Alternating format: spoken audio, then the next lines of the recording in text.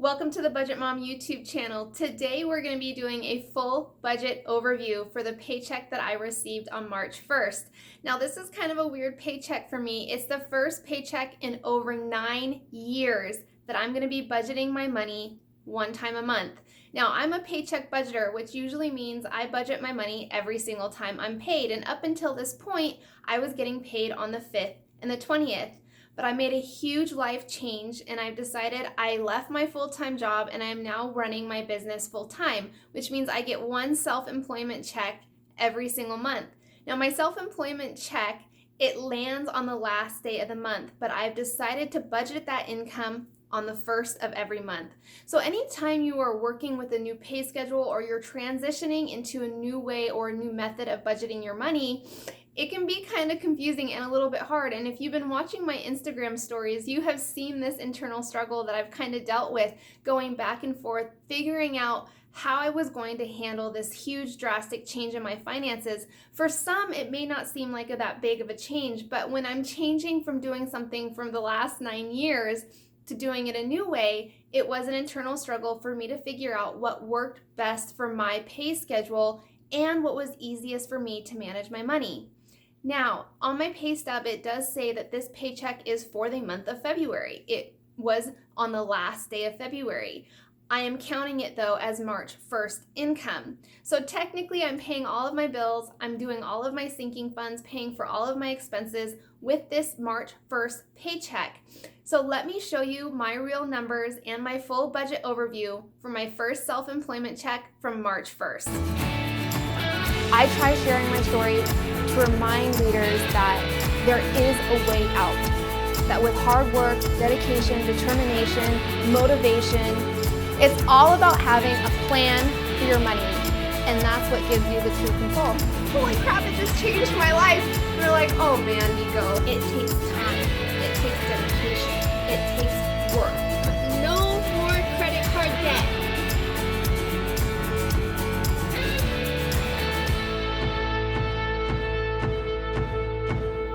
Today we're going to be going over my first self-employment paycheck. Now this is a very different type of budget tutorial for me because I usually get paid on the 15th and the 20th, and I've been getting that paid that way for the last 9 years. So I recently left my full-time job to run my business full-time, and what that means is my pay schedule changed. I am now getting paid once a month on the last day of the month, and I have decided to count that paycheck for the first of the following month. So the paycheck that you're seeing right now, I'm counting it as March income, but it's on my pay stub for me to receive on February 28th. The way that my budget is now scheduled, it made more sense for me just to count my last paycheck of the month for the first of the month. That way I'm budgeting this income for the full entire month, rather than just that one day towards the end of the month. So what you're looking at, and we're gonna be stuffing my cash envelopes as well. These are the cash envelopes that I'm using for this pay period. Just this really pretty rose design. I have 6 cash envelopes, and we will be talking about these. So let's get started on my March budget. This is what I use for my budget. It's called the Paycheck Bill Tracker. Now you may have seen this when I was using 2 of these every single month. Now I'm using 1. And the way that I have my budgeting method set up and my worksheets, you can use it for any pay schedule, any income. The worksheets are blank. You can customize them to your own realistic budgets. For me, now it's one time a month, March 1st. I won't have another paycheck until April 1st, which means you are now seeing my budget for the entire month. So my self-employment income, the great thing about being self-employed is I know exactly how much I'm going to receive. I'm going to receive $4,032 every single month. And I have listed all of my bills. Now these are my monthly bills. These are called fixed expenses. These are the bills that I have to pay from month to month regardless. They usually don't change. The only ones that truly really fluctuate up and down is my Vista, which is my utilities. That has already been pulled from my account, and as you can see, it's paid for already. I budgeted $170, but it really cost me $217.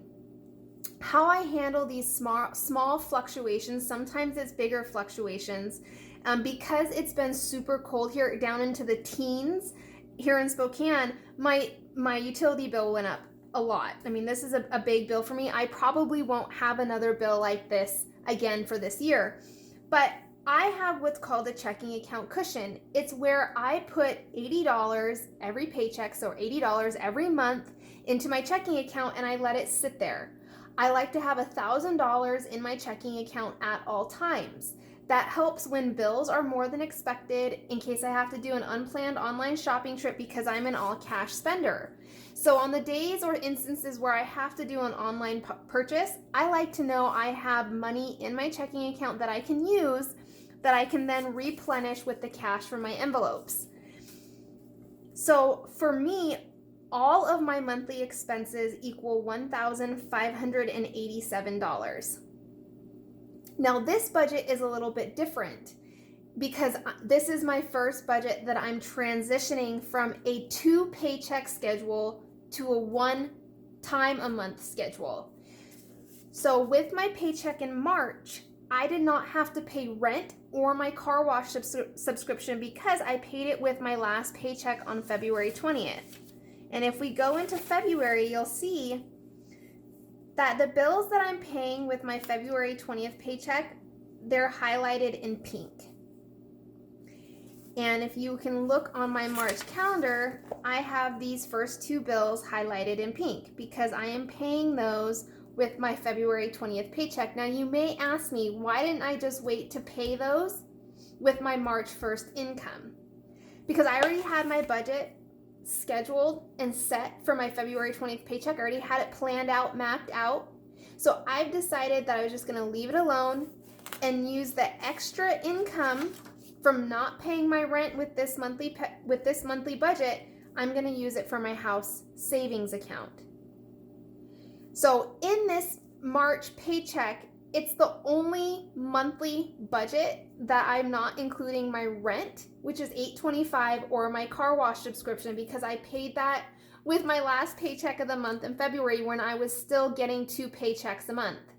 So every time you're transitioning from one pay schedule to the next, you have to do it in a way that makes sense to you, what makes easiest for you to do that transition. For me, it was just leaving my February 20th paycheck alone and then working out this new schedule starting in March.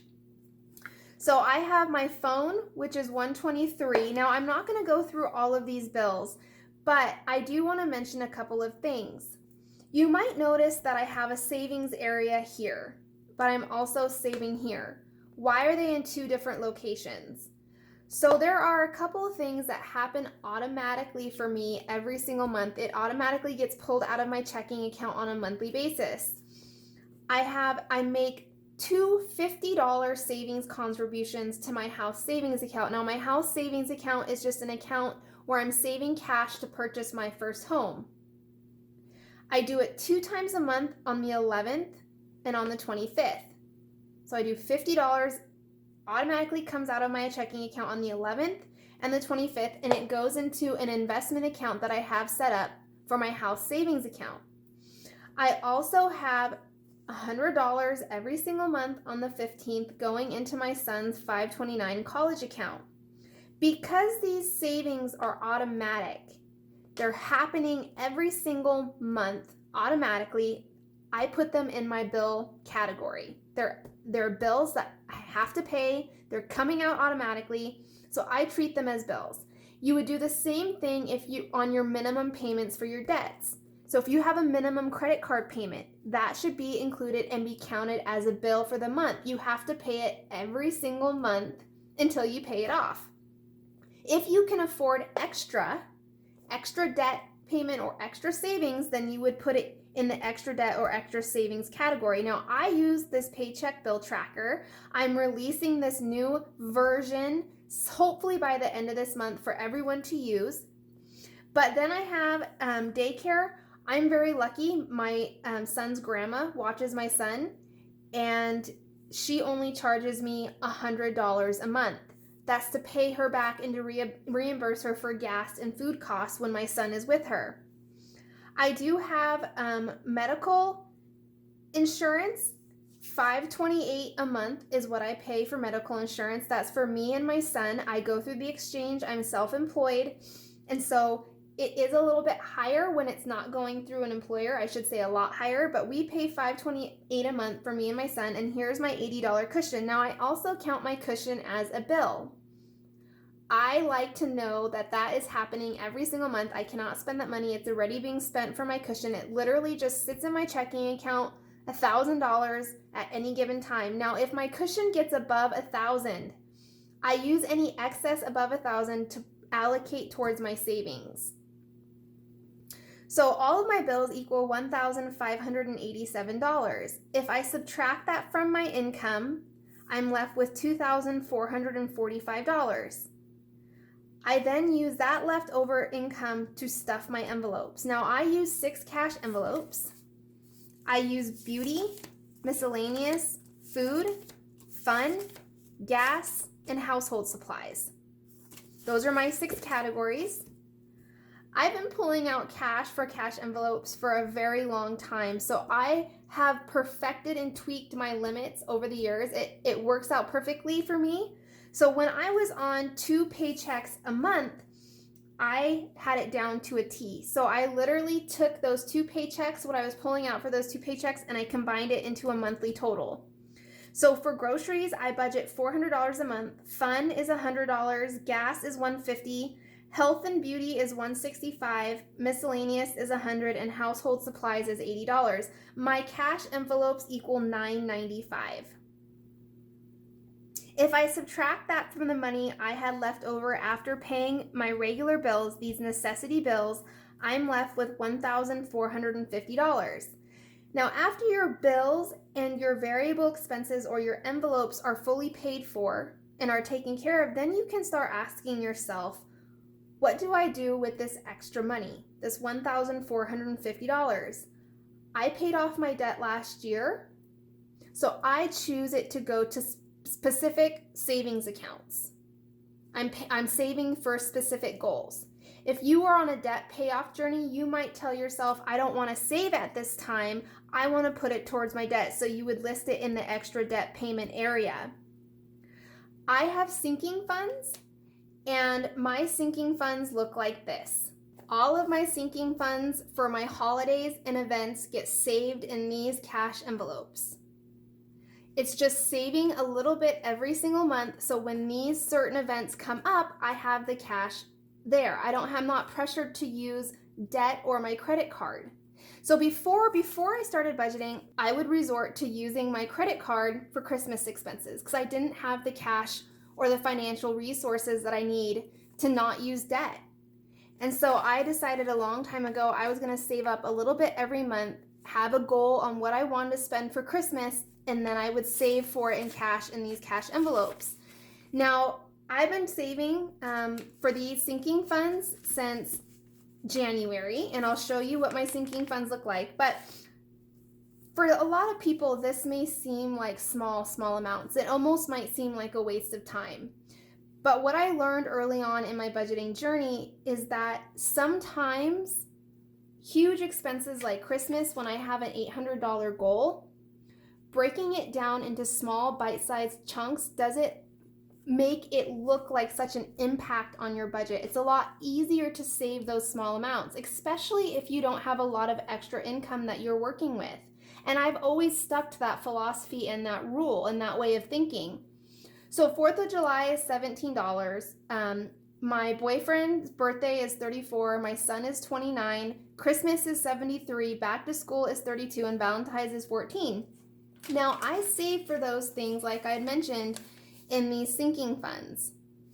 But I also have one more sinking fund. It's my car maintenance fund. I save for that in a separate savings account at my credit union. And I do that because my car maintenance fund, it doesn't have a specific date when I need that money. It can just grow and grow and grow until I need it. So my bigger goals are saved at separate savings accounts at my credit union. All of my sinking funds savings equals $239. Now, if I subtract that from the income I had left, I'm now left with $1,211. Since I don't have debt, I decided to put all that extra income into my biggest priority savings goal, and that's saving up to buy my first house with cash. So the leftover $1,211 would be used for that priority goal. So let's talk about my sinking funds, my cash envelopes. Here are my cash envelopes for this paycheck. And here are my old cash envelopes. They look like this. So there is a lot of times, mostly 99.9% of the time, I have money left over in my cash envelopes. And I decide when I'm stuffing my envelopes how much I want to roll over and how much I want to save. Now, when I say roll over, it just means move money into my new envelopes. So let's take my household envelope. I would look at my household envelope. Here's my old one. I had $0 left over in that. So I wouldn't roll any money over because there's no money to roll over. But when I get paid, I pay all of these bills online. After paying my bills online, I go to the bank and I pull out cash for my envelopes. And I bring in a slip that looks like this. It tells me exactly what bill denominations and what the amount of the bills that I need to stuff my envelopes. I do that by using, and I can show you that very quickly, it's called a cash envelope breakdown. And this is just a worksheet that shows me and lets me work out what bills I need for each envelope. So you write your envelopes, the amount that you need, and then how many bills you need to stuff that envelope. You get the totals, and you put it onto a slip like this. So I went to the bank today after paying my bills online, and I pulled out cash for my envelopes. They look like this. I pulled a total of $1,194. Now, that's to stuff my regular cash spending and my sinking funds that get saved in these envelopes. So if we go back to my household envelope, I did not have anything to roll over. I didn't have anything left in my old envelope, but I did budget $80 from this paycheck that you can see right here. So I'm going to pull out $80 from the cash I pulled out from the bank today and stuff this envelope. So I like to deal with the biggest bills first and work my way down the smallest bills. So 50, 60, 70, grab a 10 here, 80. So this envelope has been stuffed. I literally just put it in the envelope and this one is done. Now for my gas envelope, I had $56 left in my gas envelope. I decided, now anytime I have leftover cash like this in an envelope, I usually save the big bills and I roll over the small bills into my new envelopes. So I had $56 left over. I saved the 50 and I rolled over the 6. And you can see that I did that right here. I have $6 in here. I write it down on my envelope so I have an updated total of how much I have to spend. I rolled over $6. I budgeted $150 for gas. So I'm just going to pull out $150 out of my cash. And this envelope is now done. For my fun envelope, I had $56 left over. I saved the 50 and I rolled over the 6. And as you can see, I have that on my envelope, rolling over 6. But I budgeted 100. So grab 100 and I stick it in. So now I have a total spending of 106 for my fun envelope.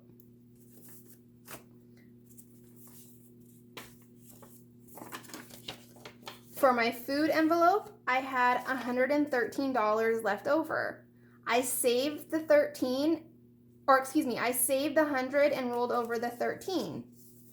So as you can see, I have the $13 in here. Here's me writing the rollover amount down. I now have a total of $413 to spend. I budgeted $100 or $400 for my food envelope, so I'm going to pull out $400.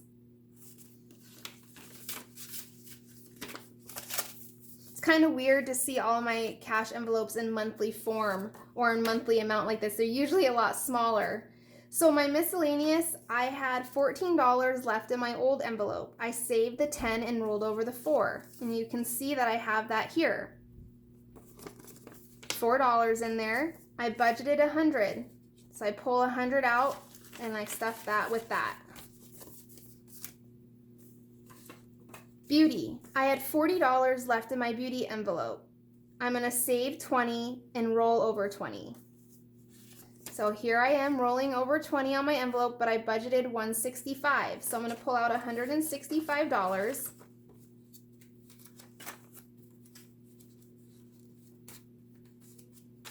So $165, and that goes in my beauty envelope. So all of my envelopes have been stuffed now.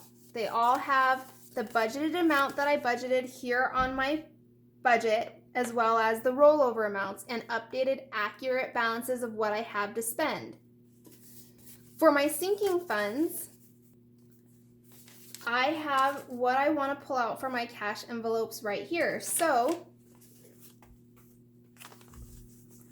4th of July, here's my sinking fund. I want to do $17. So I go through the cash that I pulled out from the bank and I pull out $17. And I put it into my sinking funds envelope. Looks like that. My boyfriend's birthday is $34. I pull out $34. And then I also do $29 for my son's birthday. So I pull out $29.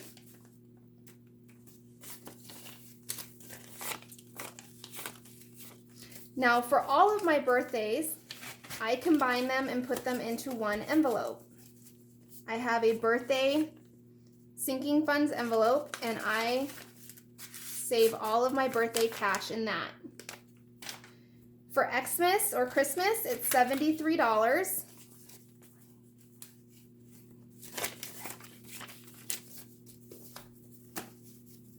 And I save that in my Christmas sinking funds envelope.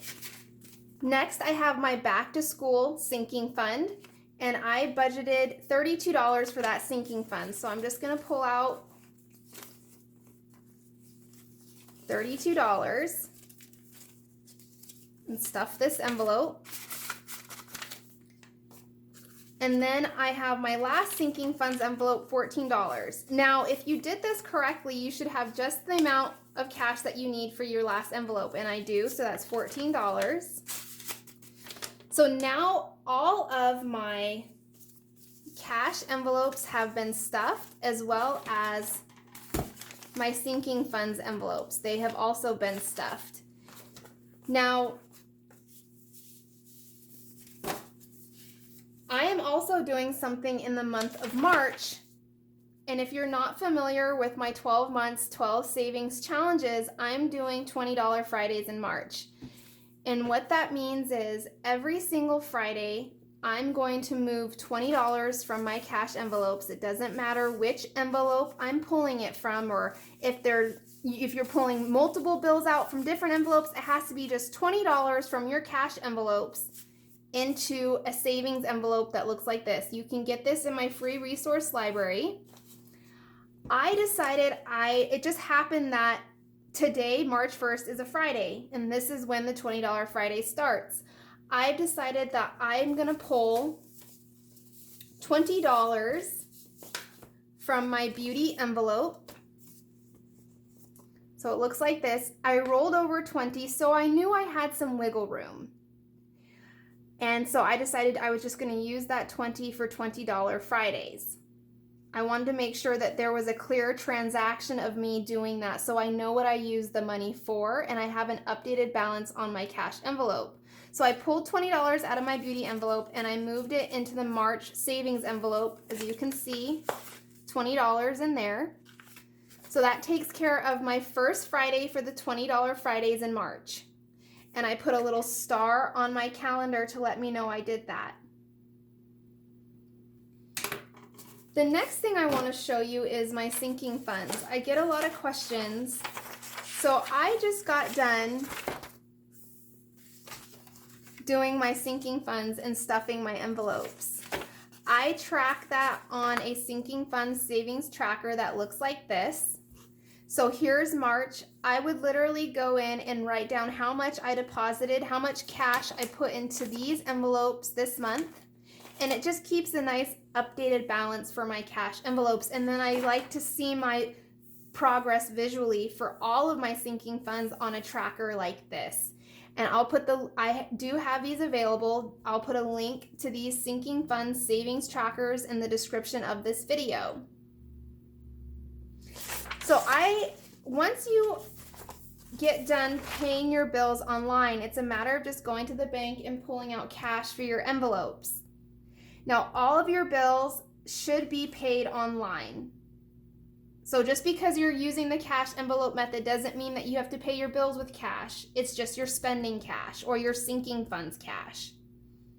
I paid my bills online. I also did an online transfer from my checking account to my house savings account. And I did that today. So this is my full first monthly budget overview for the paycheck that I received on March 1st. If you found this video helpful, please share it and don't forget to subscribe.